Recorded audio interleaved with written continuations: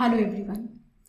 इस वीडियो में एक इंटरेस्टिंग इशू डिस्कस करते हैं कि जब सर्च के दौरान एक पार्टी पेमेंट करवाती है तो वो पेमेंट क्या एक्चुअली वॉलंटरी पेमेंट होती है। क्योंकि रेवेन्यू ऑफिसर्स तो हमेशा यही कहते हैं कि जो भी उस पार्टी ने पेमेंट करवाई, बेशक सर्च के दौरान करवाई, लेकिन वो वॉलंटरी पेमेंट थी, उसने अपनी इच्छा से करवाई। और अब जीएसटी में तो वो उस पार्टी से DRC 03 का फॉर्म भरवाते हैं जो वॉलंटरी पेमेंट का फॉर्म है। तब तो वो और दावे के साथ कहते हैं कि ये जो भी पेमेंट पार्टी ने की है ये वॉलंटरी है।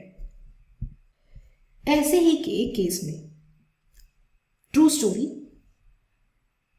रेवेन्यू ऑफिसर्स एक प्रीमाइस की सर्च पर पहुंचे। मान लीजिए 1 जनवरी 2023 को रेवेन्यू ऑफिसर सर्च पर गए शाम के 4 बजे के आसपास। वो सर्च अगले दिन 2 जनवरी के सुबह 9 बजे तक चली। 1 जनवरी की शाम की 4 बजे से लेकर 2 जनवरी सुबह 9 बजे तक वो सर्च चली। इस सर्च के दौरान उस पार्टी ने 1,80,00,000 की पेमेंट करवाई। अब ये बहुत इंटरेस्टिंग है कि वो पेमेंट कैसे हुई। पहली पेमेंट उसने करी रात के 1:30 बजे 35 लाख की। DRC 03 फॉर्म से ही सारी पेमेंट हुई। तो DRC 03 फॉर्म से पहली पेमेंट रात के 1:30 बजे हुई 35 लाख की। फिर 2:15 बजे 1 करोड़ की पेमेंट हुई। सुबह के 5 बजे ऑलमोस्ट 20 लाख की पेमेंट करवाई गई और सुबह 7:03 पर 25 लाख की पेमेंट हुई। अब यहां पर रेवेन्यू ऑफिसर्स कह रहे हैं कि ये वॉलेंट्री पेमेंट है। वही पार्टी दिल्ली हाई कोर्ट के पास पहुंच गई कि योर लॉर्डशिप, ये वॉलेंट्री पेमेंट नहीं है। ऑल्दो ये DRC 03 से पेमेंट की गई है, फिर भी ये वॉलेंट्री पेमेंट नहीं है। अब ये पेमेंट वॉलेंट्री है कि नहीं है, उससे पहले लॉ का एक बेसिक प्रिंसिपल है, हमारे लॉ का एक फंडामेंटल रूल है, a person is innocent until proven guilty. जब तक कोई गुनहगार साबित नहीं होता तब तक वो बेगुनाह ही है। और ये जो लॉ का प्रिंसिपल है वो टैक्स लॉज पे भी अप्लाई होता है। तो टैक्स लॉज में कहते हैं कि जब भी आपको लगता है कि किसी आदमी ने टैक्स की चोरी की है, टैक्स इवेजन किया है, शॉर्ट पेमेंट की है, तो आप उससे अजम्पशंस पर कोई रिकवरी नहीं कर सकते। आपको वहां पर प्रोसीजर फॉलो करना होगा जो उस लॉ में दिया है। बिना प्रोसीजर फॉलो करे आप 1 पैसे की भी रिकवरी नहीं कर सकते। तो जीएसटी की अगर बात करें तो 73-74 सेक्शन में आपको नोटिस देना होगा, अपॉर्चुनिटी देनी होगी, नेचुरल जस्टिस के प्रिंसिपल्स फॉलो होंगे, एजुडिकेशन होगी, और फिर जाकर अगर ये मिलता है कि हाँ वहां पर टैक्स की चोरी हुई है, तब उसकी रिकवरी की जा सकती है।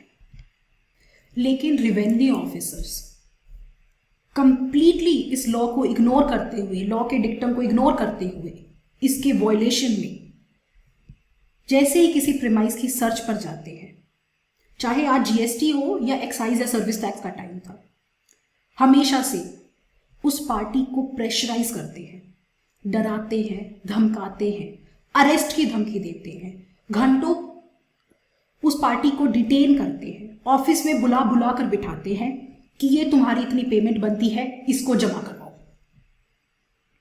लॉ में ऐसा करने की पावर रेवेन्यू ऑफिसर के पास कहीं भी नहीं है।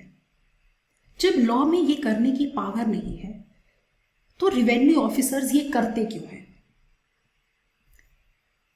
इसके बेसिकली 2 रीजंस हैं। पहला रीजन, रेवेन्यू ऑफिसर्स को टारगेट दिए जाते हैं कि तुम्हें इतने केस बुक करने हैं, इतना रेवेन्यू रियलाइज करना है। उसके चक्कर में वो साम दाम दंड भेद जो उन्हें अप्लाई करना होता है, बाय हुक और बाय क्रुक, वो उस रेवेन्यू को रियलाइज करने की कोशिश करते हैं, जो उनका टारगेट है उसे अचीव करने की कोशिश करते हैं। And second reason is unfortunately कभी कभी कुछ ऑफिसर्स उस डिमांड को कैमोफ्लेज करते हैं अपनी पर्सनल डिमांड्स के नाम पर, और एक पार्टी कहीं ना कहीं मजबूर हो जाती है उस पेमेंट को जमा करवाने के लिए। और अब जीएसटी में तो सबसे दुख वाली बात यह है कि एटलीस्ट एक्साइज और सर्विस टैक्स के टाइम पर तो रेवेन्यू ऑफिसर्स कहते थे कि इस पेमेंट को आप गवर्नमेंट अकाउंट में डिपॉजिट करवा दो, तो पार्टीज उस पेमेंट को अंडर प्रोटेस्ट डिपॉजिट करवा देती थी और बाद में लिटिगेशन की तरफ चली जाती थी। लेकिन अब जीएसटी में वो पेमेंट पार्टी को DRC 03 मतलब जो वॉलेंट्री पेमेंट का फॉर्म है उसके साथ करनी पड़ती है। तो पार्टी अब वो पेमेंट करते हुए अपना प्रोटेस्ट भी शो नहीं कर सकती। तो ऑल्दो लॉ कहीं भी ये नहीं कहता है कि सर्च पर जाकर ऑफिसर्स उस पार्टी से पेमेंट करवा सकते हैं ज़बरदस्ती, फिर भी रेवेन्यू ऑफिसर्स पहले उस पेमेंट जमा करवाने के लिए पार्टी पर दबाव बनाते हैं, प्रेशराइज करते हैं, और फिर उस पार्टी से जब वो पेमेंट हो जाती है तो उसे एज वॉलेंट्री पेमेंट शो करते हैं। जीएसटी से पहले भी और जीएसटी में भी डिफरेंट हाई कोर्ट्स की जजमेंट आती रही है कि रेवेन्यू ऑफिसर्स के पास ऐसा करने की पावर नहीं है, उन्हें ये नहीं करना चाहिए, सरकार को इस पर रोक लगानी चाहिए। ऐसे ही एक डीजी प्रो के केस में तो ऑनरेबल हाई कोर्ट ने उस कंसर्न्ड ऑफिसर से ये भी पूछ लिया था, वो फाइल ओपन करवा ली थी कि किस बेसिस पर आपने ये पेमेंट करवाई। वहां उस पार्टी से सर्च के दौरान अनडेटेड चेक्स ले लिए गए थे। तो ऑनरेबल दिल्ली हाई कोर्ट ने बहुत ही सख्त रुख में पूछा था कि आपने ये कैसे किया। सिमिलरली अब जीएसटी में भी डिफरेंट हाई कोर्ट्स की जजमेंट्स आ रही है। जैसे ऑनरेबल गुजरात हाई कोर्ट ने एक केस में कहा कि रेवेन्यू ऑफिसर्स को ऐसा नहीं करना चाहिए, दबाव नहीं बनाना चाहिए, पेमेंट के लिए प्रेशराइज नहीं करना चाहिए। वहां interestingly honourable Gujarat high court ने कहा कि ऐसा भी हो सकता है, एक सिचुएशन ये भी हो सकती है कि रेवेन्यू ऑफिसर सर्च पे गए, उन्होंने देखा कि यहाँ शॉर्ट पेमेंट है, उन्होंने इस बात की इंफॉर्मेशन पार्टी को दी कि आपकी इतनी शॉर्ट पेमेंट है, और पार्टी मान गई, अग्री कर गई और वो पेमेंट करवाने के लिए तैयार है, वो वॉलंटरी उस पेमेंट को करवाना चाहती है। तो ऑनरेबल गुजरात हाई कोर्ट ने इतनी अच्छी बात कही कि अगर पार्टी तैयार है तब भी आप उनसे कहो कि ठीक है आप पेमेंट करवाना चाहते हो करवाइए, लेकिन हमारे सामने नहीं, हम चले जाएं उसके बाद आप पेमेंट करवाओ। लेकिन क्या ये ऑनरेबल गुजरात हाई कोर्ट की डायरेक्शंस फॉलो हो रही है? नहीं। इस जजमेंट के बेस पर सीबीआईसी इंस्ट्रक्शंस भी लेकर आई, लेकिन ग्राउंड रियलिटी में कोई चेंज नहीं आया। सेट फॉर्मेट है, रेवेन्यू ऑफिसर सर्च पर जाते हैं, सर्च पर जाते ही सबसे पहले तो इंटरेस्टिंगली वो उस प्रीमाइस पर जितने भी सीसीटीवी कैमरा है उसको बंद करवा देते हैं। उनके पास ऐसा करने की कोई लीगल अथॉरिटी नहीं है। अरे जब आप अपने साथ सो कॉल्ड इंडिपेंडेंट विटनेसेस पंचों को लेकर जा रहे हो तो सीसीटीवी कैमरास बंद करवाने की क्या जरूरत है?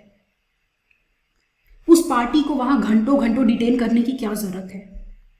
पहले आप उस पार्टी को प्रेशराइज करते हो कि पैसे जमा करवाओ जमा करवाओ जमा करवाओ, और एंड में कहते हो कि उसने वो वॉलंटरी पेमेंट की है।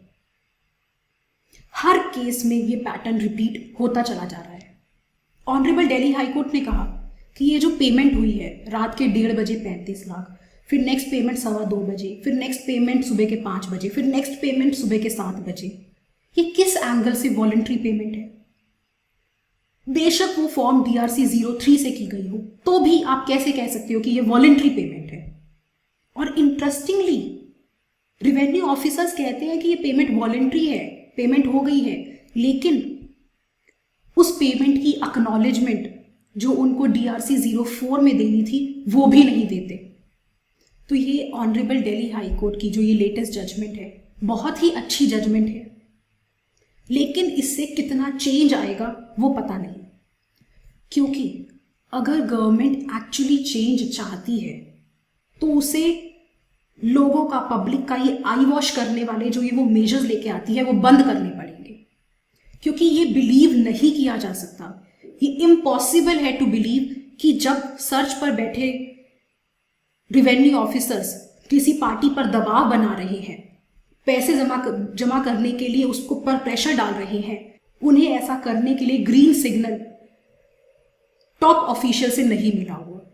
बिना टॉप लेवल की सहमति के कोई भी ऑफिसर ऐसा कदम नहीं उठाएगा। तो एक बार फिर से ऑनरेबल दिल्ली हाई कोर्ट ने CBIC को कहा है कि आप प्रॉपर इंस्ट्रक्शंस लेकर आओ। जो आज तक की जजमेंट्स आई हैं, ऑनरेबल गुजरात हाई कोर्ट की जजमेंट जो है, जो कहती है कि अगर पार्टी पैसे जमा करवा भी रही है आपके सामने तो भी आप मना कर दो। इन सब डायरेक्शंस को अलाइन करते हुए एक प्रॉपर इंस्ट्रक्शंस लेकर आओ। सो टाइम विल टेल कि सरकार एक्चुअली में इसकी तरफ कोई कंक्रीट स्टेप उठाती है या नहीं उठाती। लेकिन तब तक हर पार्टी को ये पता होना चाहिए, हर बिजनेसमैन को ये पता होना चाहिए कि रेवेन्यू ऑफिसर्स के पास उनको प्रेशराइज करने की, इस तरह से सर्च के दौरान पेमेंट करो, वो कोई पावर नहीं है। You can always politely refuse to make such payment and take the right legal recourse. That's it for this video. I'll see you in another video. Till then, take care. Have a good day. Bye.